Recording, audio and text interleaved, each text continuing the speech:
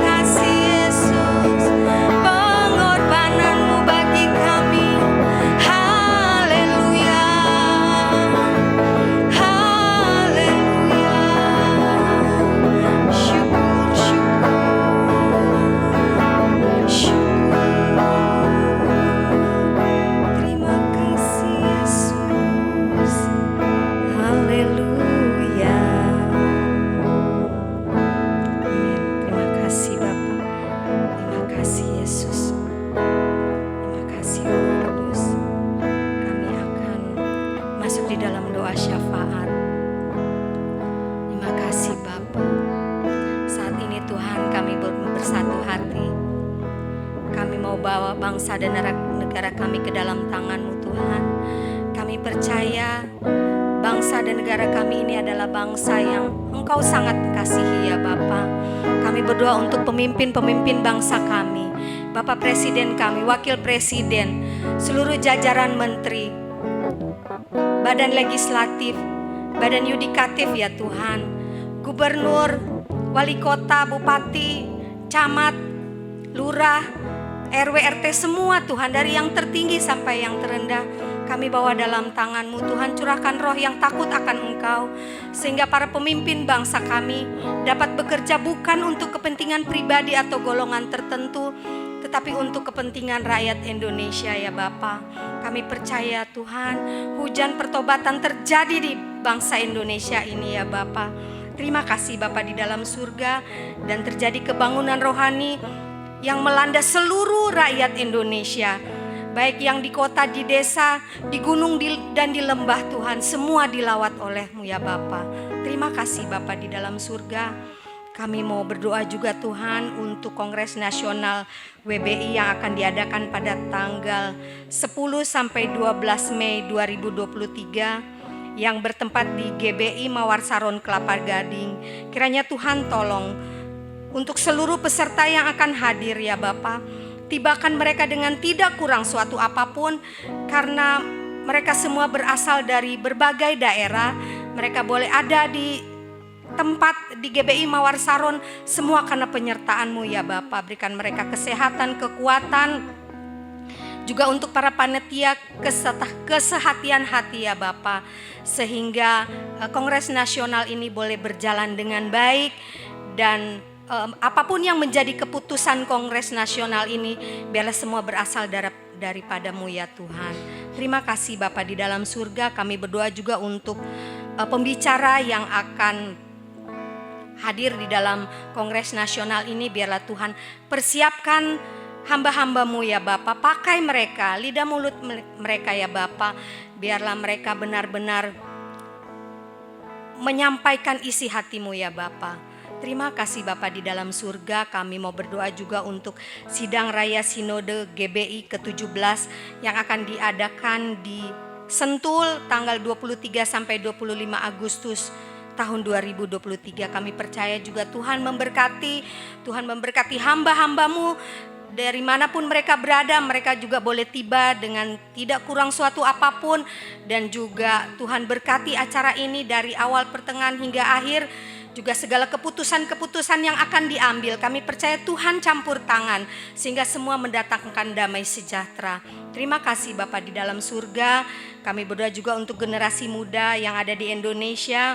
Kami percaya Tuhan, khususnya generasi muda yang ada di gereja GBI Batu Penjuru Pondok Melati.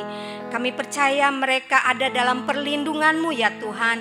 Segala pergaulan-pergaulan yang tidak berkenan, pergaulan-pergaulan yang tidak baik, kami percaya, kami patahkan di dalam nama Yesus. Kami percaya perlindungan Tuhan sempurna atas anak-anak muda, khususnya anak-anak muda yang ada di GBI Batu Penjuru Pondok Melati. Terima kasih Bapa di dalam surga. Pakai anak-anak-Mu ini lebih dahsyat lagi, sehingga melalui mereka banyak jiwa boleh dimenangkan untuk hormat kemuliaan nama-Mu. Terima kasih Bapa. Kami bersyukur juga untuk hamba-hamba Tuhan yang telah Engkau tempatkan di gereja kami. Kami berdoa untuk Bapak dan Ibu Gembala kami beserta keluarga. Tuhan berkati, Tuhan pakai lebih dahsyat lagi di dalam pelayanannya, di dalam keluarganya, diberkati anaknya Tuhan, di dalam pendidikannya juga semua Tuhan cukupkan. Kami berdoa juga untuk Bapak dan Ibu rohani kami.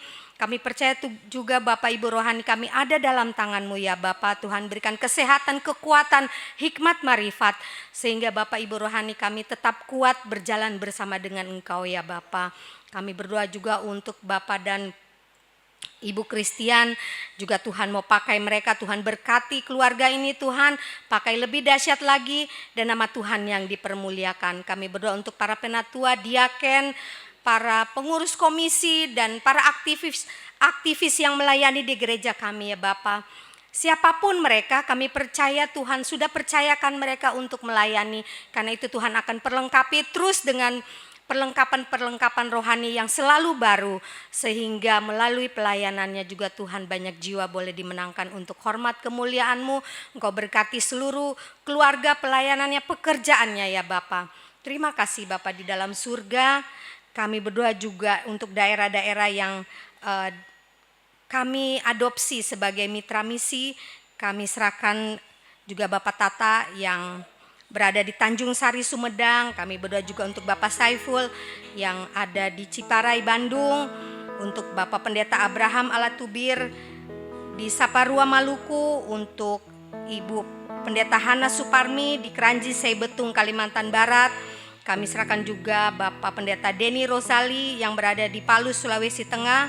Juga Bapak Pendeta Stephen Sanadi di Fak-Fak, Papua.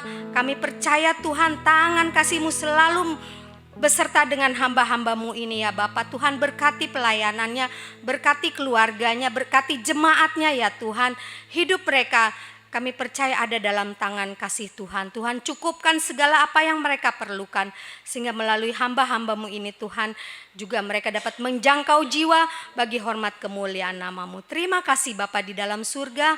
Kami serahkan doa syafaat kami ke dalam tangan-Mu. Kami percaya doa-doa yang kami naikkan Tuhan berkenan dan Tuhan akan menjawab tepat pada waktunya. Terima kasih Bapa, hanya di dalam nama Tuhan Yesus Kristus kami peralaskan doa syafaat kami pada malam hari ini. Haleluya, amin. Shalom, selamat malam Bapak Ibu Saudara yang dikasihi Tuhan. Mari pada malam hari ini sebelum kita merenungkan firman Tuhan dalam VIP, kita bersama-sama berdoa terlebih dahulu. Bapa di surga, kami mengucap syukur bila pada malam hari ini kami diberi kesempatan untuk sekali lagi merenungkan satu bagian dari firman-Mu. Bapa, kami percaya ketika kami mencari Engkau, ketika kami merindukan Engkau dengan sungguh-sungguh, saat itulah Engkau mau datang dan Engkau mau menolong kami. Karena itu pada malam hari ini tolong ya Tuhan, buat kami mengerti, buat kami menangkap, bahkan kami rindu Engkau berbicara kepada kami pribadi demi pribadi pada kesempatan hari ini dengan pesan-Mu yang khusus yang hendak Engkau sampaikan melalui hamba-Mu. Sembunyikan hamba-Mu di belakang salib-Mu, biarlah kemuliaan-Mu yang diperlihatkan, dimuliakan, dan malam ini kami siap mendengarkan firman-Mu. Dalam nama Tuhan Yesus kami berdoa, haleluya, amin. Ya. Bapak Ibu Saudara yang dikasihi Tuhan, sebagai orang Kristen, entah engkau adalah orang Kristen baru atau engkau yang sudah berpuluh-puluh tahun menjadi Kristen. Ketika saya bertanya begini, sebagai orang Kristen, tahu enggak sih kamu bahwa apa yang paling utama dari ajaran kekristenan itu? Ajarannya bukan hanya tentang Tuhan Yesus, itu tokohnya, itu pengajarnya, yaitu Allah kita yang kita panggil dalam nama Tuhan Yesus Kristus. Tapi ajaran yang utama yang harus kita tahu adalah tentang hukum kasih. Ya, saya katakan hukum kasih. Dan ajaran ini ada di perjanjian lama dan disempurnakan di dalam perjanjian baru. Kita lihat dulu di perjanjian baru. Mari bersama-sama kita melihat dari Markus 12 ayat 30 sampai, atau kita baca mulai ayat 29 biar lebih jelas ya. Markus 12 ayat 29 sampai ayat 31. Markus 12 ayat 29.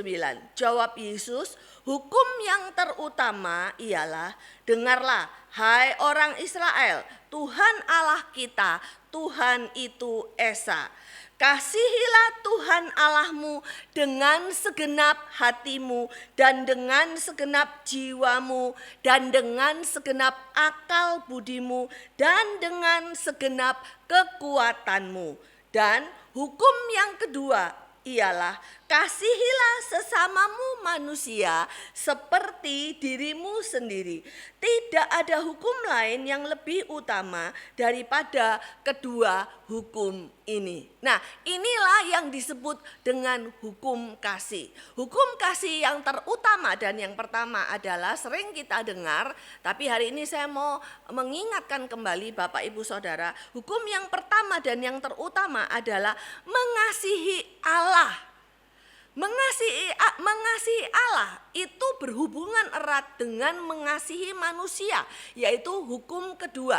Bapak Ibu Saudara, kita nggak bisa bilang bahwa kita mengasihi Allah tanpa kita mengasihi manusia, atau sebaliknya kita hanya mau mengasihi manusia tanpa mengasihi Allah. Tidak mungkin. Saya katakan hukum satu dan hukum kedua ini adalah hukum yang satu paket, yang saling berhubungan, dan engkau hanya bisa melakukannya dengan sempurna kalau dua-duanya engkau lakukan. Kenapa? Misalnya saya katakan begini, ada orang yang kecewa dengan Allah misalnya ya, dengan Allah, bisa dengan gereja, bisa dengan sesama orang-orang Kristen misalnya. Tetapi dia mau mengasihi manusia karena dia merasa bukan orang yang humanis, orang yang punya sosial jiwa sosialnya tinggi. Dia mau mengasihi manusia. Misalnya dia pokoknya aku mau mengasihi manusia, aku mau memberi charity, memberikan persembahan, memberikan pertolongan kepada orang yang membutuhkan gitu ya. Tapi dia bilang saya nggak mau percaya Allah, saya ateis misalnya, saya benci sama Tuhan. Apa itu Tuhan dan ajarannya? Mungkin kita benar berkata bahwa agama itu buatan manusia, tapi Allah tidak menciptakan agama. Allah manusia yang menciptakan agama, dan jangan sampai karena agama kita saling berkonfrontasi. Mungkin kita berkata seperti itu dengan dalih-dalih seperti itu, terus kita melakukan kebaikan kepada manusia. Sebenarnya hal ini sangatlah tidak sempurna dan timpang sekali. Bagaimana mungkin kita bisa mengasihi sesama manusia kalau kita tidak mengasihi Allah? Mustahil Bapak Ibu Saudara. Begitupun sebaliknya dengan ada orang yang berkata, aku mengasihi Allah, aku melayani Tuhan, aku melakukan pekerjaan yang diperintahkan Allah. Sehingga mungkin sebagian besar orang itu rajin tidak hanya ibadah, rajin melayani Tuhan. Rajin menuruti perintah-perintah Tuhan yang berhubungan dengan Tuhan atau Allah itu sendiri. Tapi ketika giliran dia disuruh mengasihi sesamanya, mengampuni, memberikan persembahan, memperhatikan, melawat dan sebagainya, dia nggak mau. Dia bilang yang penting Tuhan tahu hatiku, aku mengasihi Allah itu cukup. Ya itu sama saja, saya katakan tidak mungkin. Mengasihi manusia itu adalah refleksi dari mengasihi Allah. Ini adalah satu kesatuan.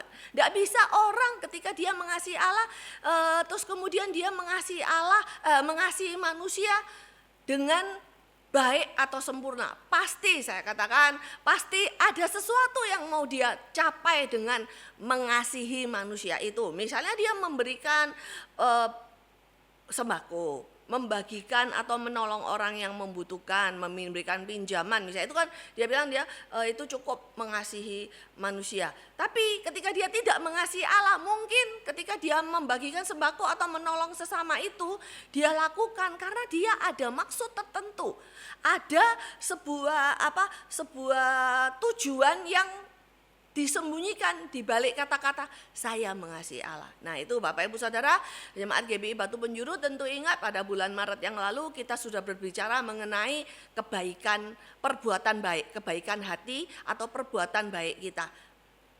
Bulan Maret yang lalu saya membagikan bahwa kalau kita mengasihi, kalau kita berbuat baik kepada sesama, kita berarti mengasihi sesama, itu adalah sesuatu yang memang gaya hidup orang percaya. Nah, ketika dikatakan gaya hidup berarti itu nempel, berarti itu ID, identitasnya orang Kristen. Nah, saya katakan juga ini berhubungan sekali dengan apa yang saya katakan bahwa ketika kita mengasihi Allah berarti kita juga satu paket mengasihi manusia. Itulah gaya hidup orang Kristen, nempel di dirinya bahwa dia itu sudah satu paket, dia mengasihi Allah berarti dia juga mengasihi manusia. Nah, kita buka ya firman Tuhannya yang lebih lengkap lagi, kita lihat di Perjanjian Lama di dalam kitab Ulangan 6 ayat 7. Atau kita mulai baca Ulangan 6 mulai ayat 5. Ayat 5, 6, dan 7 ya. Saya bacakan Ulangan 6 ayat 5. Kasihilah Tuhan Allahmu dengan segenap hatimu dan dengan segenap jiwamu dan dengan segenap kekuatanmu. Ya, ini satu bagian. Kasihi Tuhan dengan segenap hati, jiwa, dan kekuatan kita. Terus Perjanjian Baru tadi kita baca terus disambung dengan bahwa kasihilah sesamamu manusia. Nah, tetapi kita mau ke Perjanjian Lama dulu. Dikatakan di sini ayat 6. Apa yang kuperintahkan kepadamu hari ini haruslah engkau perhatikan. Nah, ini titik awal sebelum kita bisa mengasihi manusia. Bapak Ibu Saudara, saya katakan kadang ada orang bilang saya sulit mengasihi sesama yang menyakiti saya gitu. Padahal firman Tuhan tidak ada koma, mengasihi. Bukan dibilang mengasihi manusia itu yang baik, mengasihi seseorang itu yang enggak nyakitin kita, enggak. Mengasihi sesama, mengasihi manusia titik. Nah, itu diawali dengan Ulangan 6 ini. Saya teruskan ya bacaan kita. Karena ini dikatakan perhatikan pada hari ini harus engkau perhatikan. Apa yang harus diperhatikan nih saudara? Kalau engkau renungkan ayat 7 ini dalam banget dan sesuatu yang diulang-ulang. Sesuatu ayat yang diulang-ulang itu ayat ditekankan adalah ayat-ayat yang sangat penting ya. Perhatikan, haruslah engkau mengajarkan apa? Mengajarkan tadi itu mengasihi sesama. Diawali dengan mengasihi Allah dan sesama, itu diulang-ulang, mengajarkannya berulang-ulang kepada siapa? Pertama pastinya kepada anak-anakmu dan membicarakannya apabila engkau duduk di rumahmu, apabila engkau sedang dalam perjalanan, apabila engkau berbaring, dan apabila engkau bangun. Nah, Bapak Ibu Saudara yang dikasihi Tuhan, kita fokus dulu ke ayat 7. Ayat 7 ini bicara mengenai bahwa mengasihi Allah dan mengasihi manusia tadi itu harus diajarkan berulang-ulang dan dibicarakan, dan 4 poin yang di sini saya catat. Diajarkan berulang-ulang dan dibicarakan ketika apa? Ketika kita duduk, ketika kita dalam perjalanan, ketika kita berbaring atau tidur, ketika kita bangun. Nah, ini daily life ya, kehidupan sehari-hari kita, bangun, tidur, makan, jalan, bergerak, mobile, bahkan duduk, beristirahat, semua kita lakukan itu diajarkan. Bagaimana kita harus mengasihi manusia dan sesama itu diajarkan berulang-ulang. Bapak Ibu Saudara, yang pertama yang mau saya akan bahas di sini adalah yang perlu kita renungkan sebelum kita menutup hari ini, malam ini. Saudara, pertama perhatikan ya. Ketika kita diajak untuk membicarakan, mengajar itu membicarakan tentang kasihnya Allah ketika kita duduk. Saudara bayangkan, maksudnya apa ya? Diajarkan, dibicarakan, apakah sambil duduk? Memang bisa sambil duduk. Tapi pemahaman saya begini, Bapak Ibu Saudara, ketika seseorang duduk, orang itu kalau orangnya tinggi, ketika sama-sama berdiri, yang satu lebih tinggi, yang satu lebih kecil, lebih pendek misalnya. Tapi ketika duduk, dua-duanya sama tingginya, benar kan ya? Maka ketika saya katakan bahwa firman Tuhan ketika berkata bahwa ketika engkau mengajarkan tentang hukum kasih ini pada saat duduk, artinya ada satu kesetaraan, satu kesejajaran. Ketika kita mengajar entah suami atau istri dalam rumah tangga dan khususnya kepada anak-anak, mengajar itu kepada mereka harus bukan seperti seorang guru yang mengajar tanpa mau tahu persoalan muridnya, atau orang yang mengajar orang lain, ya sudah tugas saya mengajar selesai. Enggak, tapi duduk bersama-sama dan membicarakan, mengajarkan, membahas masalah bagaimana Allah itu, kasihnya Allah itu direfleksikan dalam kita mengasihi sesama. Misalnya ketika seseorang di dalam keluarga mengalami konflik ya, mungkin kakak adik misalnya, kita sebagai orang tua atau kita sebagai anggota keluarga dengan saudara kita. Nah, cara yang terbaik adalah duduk bersama. Jangan salah satu pun merasa, oh aku lebih tinggi dari kamu, aku nggak salah, aku ngajarin kamu ya, kamu harus mengasihi Allah itu caranya gini. Nggak bisa seperti itu. Saya katakan ketika mengajarkan tentang kasih Allah, sama-sama duduknya berarti tidak ada yang mana yang benar, tidak mana yang salah. Tapi kita menanggalkan semuanya. Bahkan ketika kita merasa saya ini bukan orang yang salah, kamu yang salah, itu kita tanggalkan. Supaya komunikasi kita, apa yang kita ingin saudara kita atau orang yang kita kasihi itu tercapai, yaitu membahas sebuah masalah atau perselisihan yang harus segera diselesaikan supaya ada damai sejahtera. Yaitu Bapak Ibu Saudara, duduk bersama-sama, duduk sama berdiri sama tinggi, duduk sama rendah. Jadi menanggalkan keegoan kita, menanggalkan kesombongan kita, menanggalkan rasa paling benar kita. Kalau itu kita lakukan, saya pertama-tama saya katakan, yang pertama ini yaitu apa?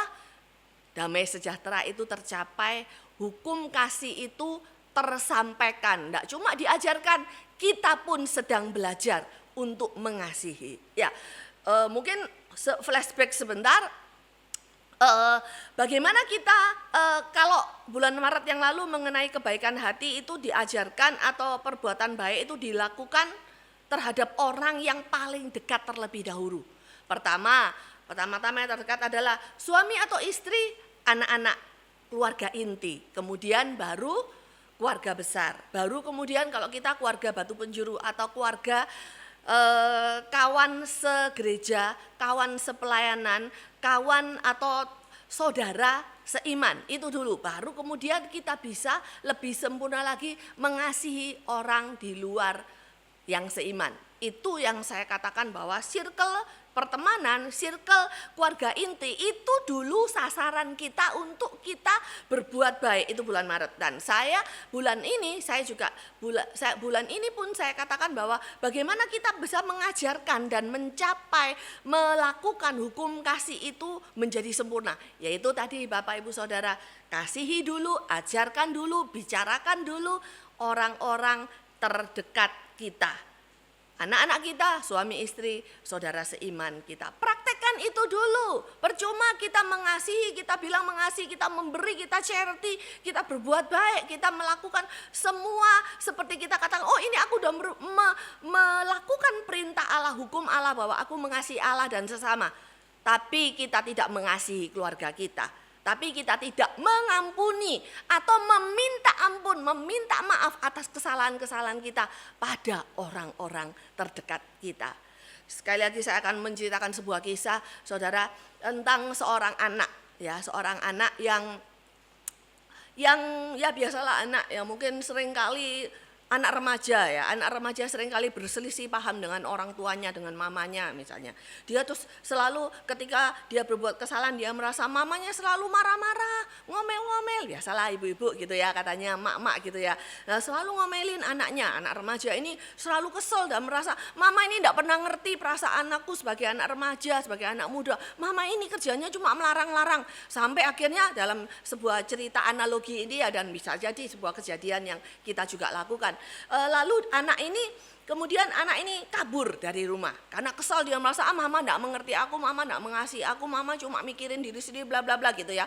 Lalu singkat cerita anak ini kabur, kemudian jalan-jalan dia tidak tahu kemana, mau ke rumah temennya, mungkin sudah terlalu larut dan dia mulai lapar. Nah kemudian karena dia lapar, dia kemudian masuk ke sebuah warung, berharap, karena dia nggak punya uang, dia berharap yang pemilik warung itu mau memberikan pinjaman makanan lah. Terus dia dengan takut-takut gitu ya, zaman sekarang mana ada orang kasih makanan minuman gratis gitu ya. Oh dia minta, Bu boleh nggak saya minta minumnya Bu, segelas air saja, saya sudah haus gitu. Ternyata orang ini baik nih, orang yang punya warung ini baik, dikasih minum. Aduh Bu, terima kasih, saya haus sekali. Tapi kemudian, maaf ya Bu, boleh nggak saya ngelunjak nih, saya minta makan. Boleh lah, nggak apa-apa, nasi sama telur aja Bu, saya lapar Bu. Nah, terus kemudian ibu ini ngelihat anak ini kayaknya anak yang bukan anak gembel, bukan anak yang peminta-minta, yang nggak punya rumah, kayaknya pakaiannya oke kok semua, cuma dia kayaknya ya seorang sesama ibu tahu ini anak ini kabur dari rumah, kemudian dikasih makan. Ibu ini ibu yang baik hati, pemilik warung ini memberi makan. Waduh, anak ini senang sekali makan dengan lahap dan dia penuh dengan ucapan syukur, berterima kasih. Dia bilang, ibu, aduh seandainya ibu ini orang baik sekali sama saya. Terima kasih ibu, seandainya ibu itu mama saya. Aduh alangkah bahagianya saya. Dia bilang seperti itu pada ibu ini, dan ibu ini bilang apa? Nak, kamu pulang. Kamu kaburkan dari rumah. Kaget, lu kok tahu? Kamu kaburkan dari rumah. Karena ibu ini ngelihat pakaian anak ini bukan pakaian orang yang enggak punya rumah, homeless gitu, bukan. Kemudian dia bilang ini, nak pulang, kamu pulang, minta maaf sama mamamu. Kalau kamu salah, kalau kamu enggak salah pun kamu minta maaf karena kamu sudah kabur dari rumah. Kamu tahu enggak, kebaikan saya yang cuma kasih kamu minum segelas air dan kasih kamu nasi dan telur ceplok itu kamu anggap sesuatu yang besar. Karena kamu mengucap syukur, tapi kamu tidak ingat bagaimana perbuatan mamamu ke kamu ketika melahirkan engkau, membesarkan engkau dengan susah payah, mungkin pengorbanan yang dilakukan mamamu kepadamu.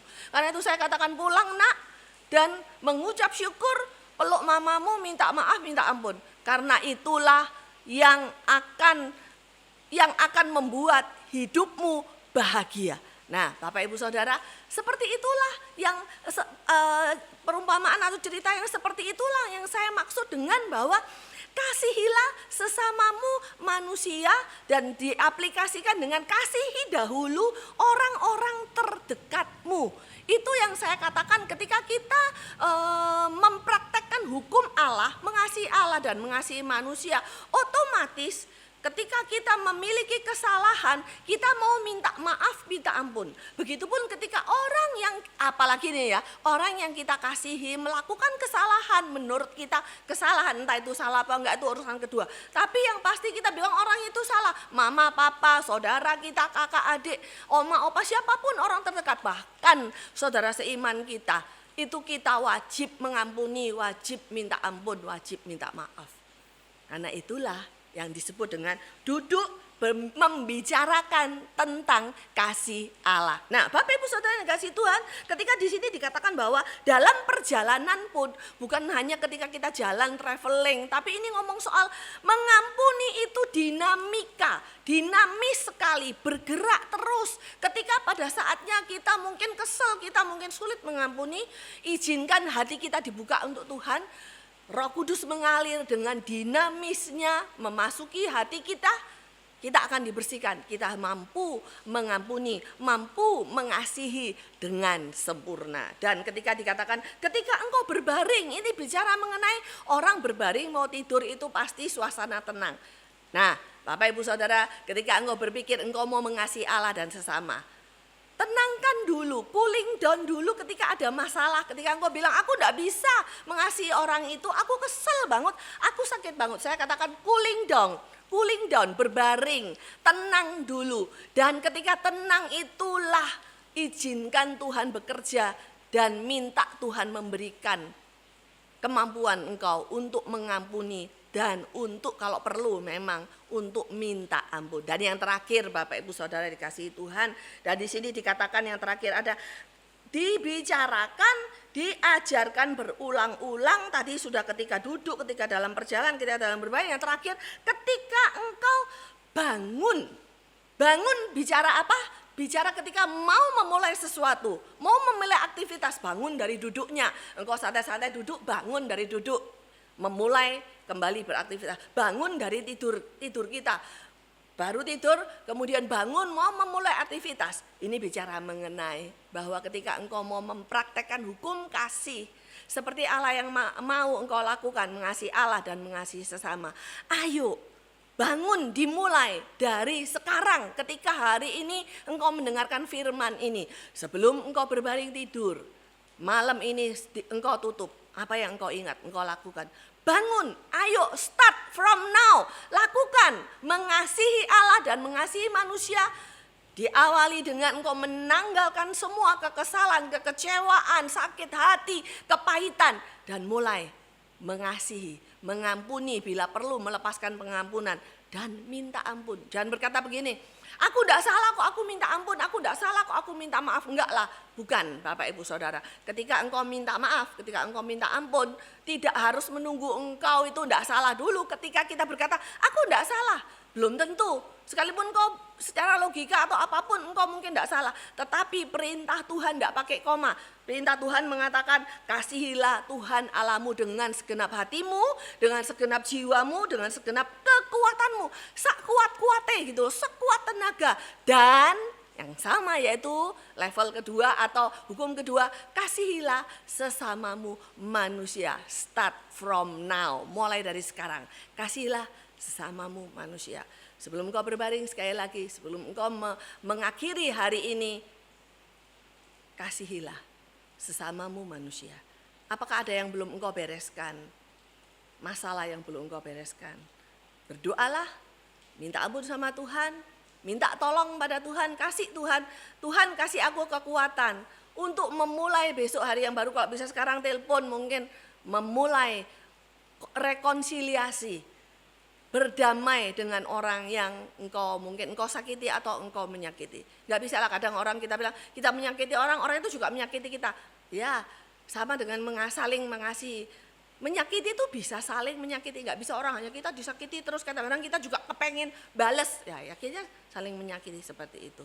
Nah Bapak Ibu sekalian kasih Tuhan, firman Tuhan ini mungkin sering engkau dengarkan, tapi hari ini pesan Tuhan untuk engkau hari ini. Sebelum engkau menutup harimu dan masih di dalam bulan di mana kita merayakan Paskah, merayakan kebangkitan Tuhan Yesus, mari lepaskan pengampunan, kasihilah sesamamu, kasihilah orang yang terdekat yang mungkin mengasihimu sebelum engkau berbaring tidur. Karena jangan menyia-nyiakan kematian Tuhan Yesus di atas kayu salib, kebangkitannya.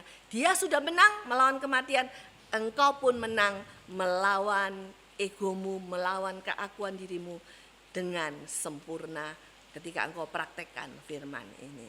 Amin. Mari kita mengucap syukur dan saya akan tutup dalam doa berkat. Mari kita berdoa. Bapa di surga, terima kasih Tuhan untuk malam hari ini ketika kami kembali diingatkan untuk mempraktekkan hukum kasih. Bapa, kami mohon pertolongan dan kami memohon kekuatan dari Engkau Tuhan. Untuk kami mampu dengan segala kekuatan, dengan segenap pikiran kami, dengan semua yang bisa kami lakukan, mempraktekkan mengasihi Engkau, yaitu melalui mengasihi sesama kami.